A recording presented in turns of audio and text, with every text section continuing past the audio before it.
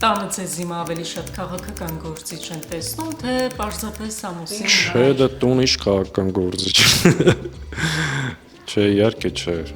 Ընդհանրապես ոչ միայն տունը, նաև իմ հարազատների ընկերների շրջանում ավարտվում է այդ կետը։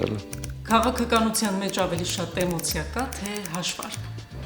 Տեսեք, առանց էմոցիա քաղաքականության մեջ զուտ հաշվարկով կարծում հնարավոր չի լինի։ Հաշվարկ պետք է, անհրաժեշտ է, բայց պահեր կա, երբ որ պետք է առաջնորդվես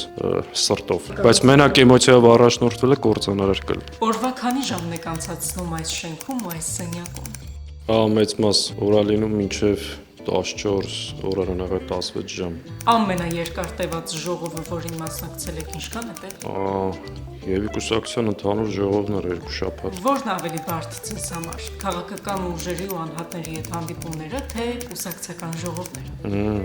Չէ, դրանք դեռ տարբեր բաներ են։ Ճիշտ ասեմ, երկուսն էլ բարդ է։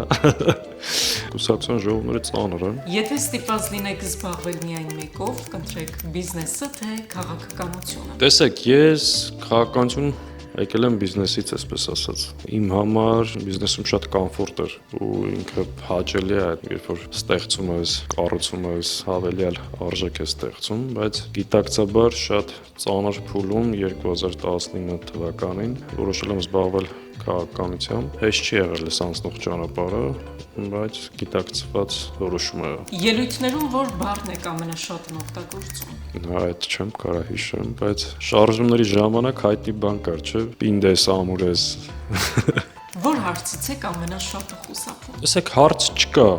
որը ձեւ խուսափում եմ։ Հարցեր կան, որ ներվայնացնում են, այդ կա։ Օրինակ, Այս շատ կա, բայց հիմնական որ էս ինչի է դեռ իշխանության։ քաղաքականության մեջ ավելի շատ ընկերներ եք կորցրել, թե ձեռք բերել։ Դաժան հարց եք տալի, կորուստներ ունեցել եմ ու ափսոսում եմ դրա համար։ Հաճախ մտածում եմ, ընդ որում այդ նախաձեռնությունը իմ կողմից է եղել, հաճախ մտածում եմ գուցե